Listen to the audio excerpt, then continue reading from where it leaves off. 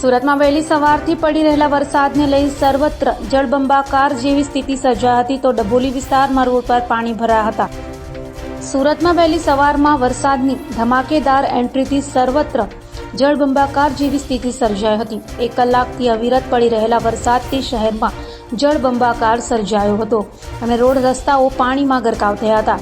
Dabholi 4 રસ્તાથી Singanpor road પર ઢીચળ સમા પાણી ભરતા વાહન ચાલકો અટવાયા હતા, જ્યારે મનપાની પ્રી મોન્સૂન કામગીરીની પોલ ખુલ્લી પડી ગઈ છે।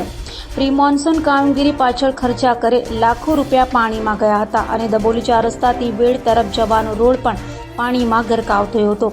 વહેલી સવારમાં ભારે વરસાદ પડતા જળ ભરાવની પરિસ્થિતિ સર્જાઈ હતી અને પ્રથમ વરસાદે આ પરિસ્થિતિ સર્જાઈ હોય તંત્ર ઘોર નિંદામાં ઓળી ગયું હોય તેમ લાગે છે।